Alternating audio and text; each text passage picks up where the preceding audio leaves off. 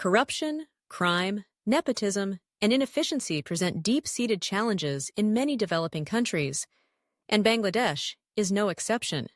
These interconnected problems stifle growth, undermine public trust, and create daily hardships for millions. Yet, as urgent as these issues are, they are not insoluble. A thoughtful, multifaceted approach, grounded in both technological innovation and systemic reform, offers hope for meaningful progress.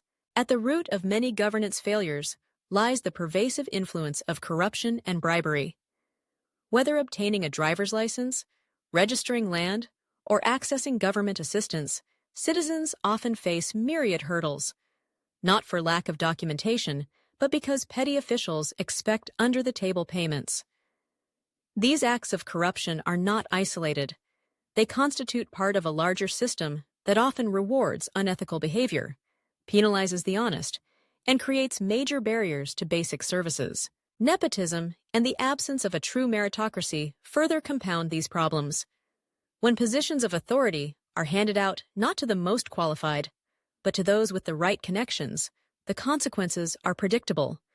Demoralization among diligent workers, inefficiency at every level, and a loss of faith in institutions. In environments where promotions or opportunities rely more on relationships than on ability, individual effort is consistently undermined, and even the most talented people struggle to make an impact. The rule of law, meanwhile, is too often the exception rather than the norm.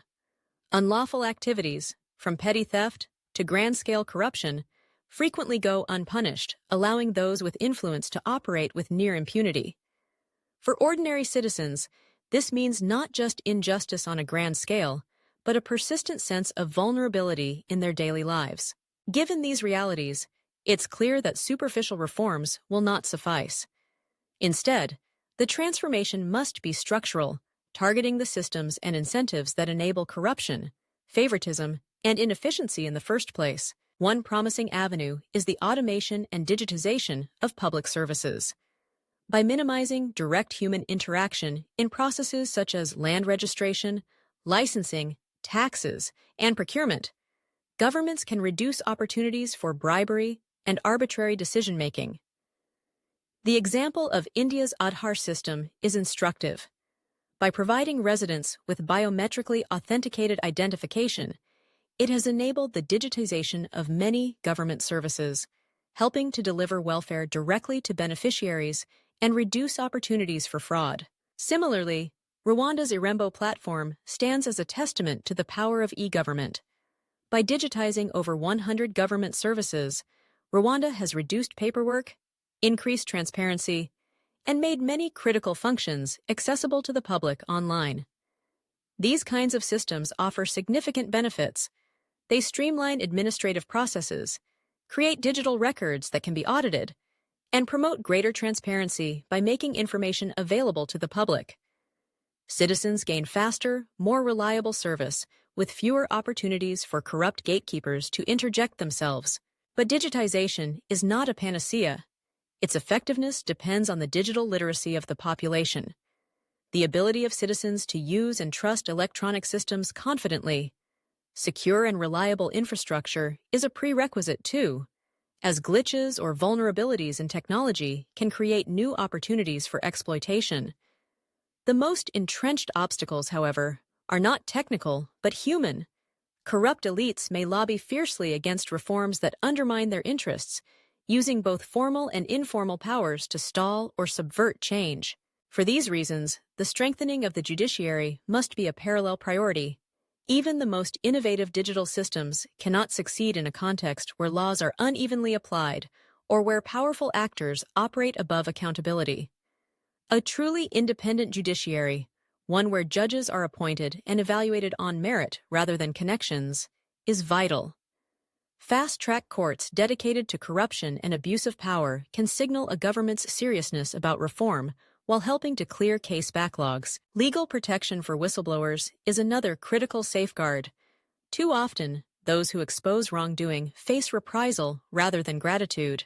By enacting and enforcing robust whistleblower protections, governments can empower individuals inside the system to flag deficiencies and challenge abuses, creating another line of defense against corruption. Law enforcement agencies themselves must also be made accountable. Mechanisms for civilian oversight, transparent reporting, and clear disciplinary procedures are crucial. Only when law enforcement officers know they are not above the law can real confidence in public institutions be restored. Technology has a role to play in enhancing this accountability.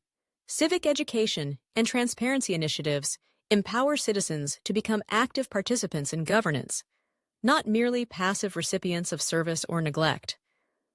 Open data portals, public dashboards tracking development spending, and mobile applications for reporting corruption all reinforce the principle that government is accountable to the people. These tools facilitate scrutiny, enabling citizens, journalists, and civil society organizations to track promises, demand answers, and push for better governance. Vibrant civic education is essential as well. When people know their rights and how to seek recourse, they become less vulnerable to exploitation and better equipped to unite for change. Public campaigns that explain processes, demystify bureaucracy, and highlight individual stories of resistance can play a powerful role in shifting norms and expectations. The international community, meanwhile, has an important role in supporting reform. Global organizations like the United Nations and the World Bank set conditions on aid and trade aimed at promoting transparency and good governance. And such leverage can at times push resistant governments toward more accountable practices. Equally important are the examples set by countries that have successfully confronted systemic corruption. Estonia, Georgia, and Singapore offer varied but instructive models of how aggressive anti-corruption measures, combined with administrative overhauls, can transform even highly compromised systems. In Estonia, the digitization of government has gone hand in hand with robust legal and institutional reforms, forging a reputation for openness and efficiency. Georgia's wholesale sacking and retraining of entire law enforcement sectors, paired with e-government initiatives, saw dramatic improvements in public trust and service delivery. Singapore pursued a multi-decade campaign of legal rigor, meritocratic recruitment, and zero tolerance for graft, making it a standout among former British colonies for its efficient, clean administration. These success stories show that entrenched corruption is not a cultural inevitability, but a defeat-able adversary. Yet, in every success, the critical ingredient remains the same: political will.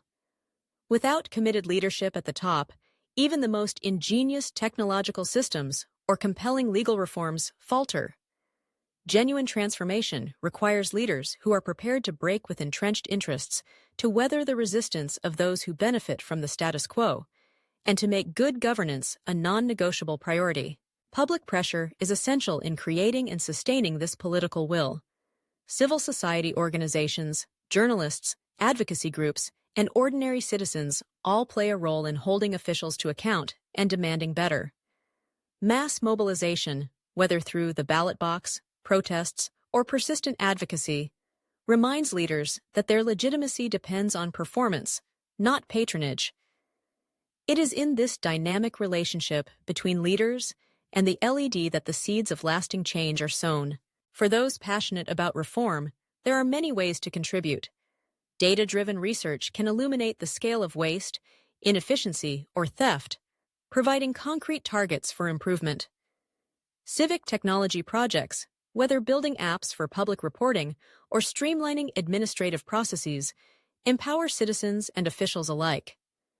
Education campaigns can raise awareness and inspire action, policy advocacy, by speaking directly to decision-makers or shaping public debate, helps create the climate in which bold change becomes possible. No single approach will eradicate corruption, crime, nepotism, and inefficiency overnight. But when structural reforms, technological innovation, independent oversight, and active citizenship operate in concert, dramatic progress becomes possible. The road is long and beset with obstacles: resistance by vested interests, institutional inertia, and the sheer complexity of root and branch reform. Yet, as history and experience elsewhere have shown, entrenched dysfunction is not the unalterable fate of any people. Progress is built on the courage to confront difficult truths, the creativity to envision new systems, and the persistence to see reforms through. Those who strive for a more just, efficient, and honest society do so not merely for themselves, but for the generations yet to come. By embracing both innovation and accountability, and by never losing sight of the immense power of ordinary citizens united in common cause, societies can rewrite their futures, replacing cynicism with hope and inefficiency with promise.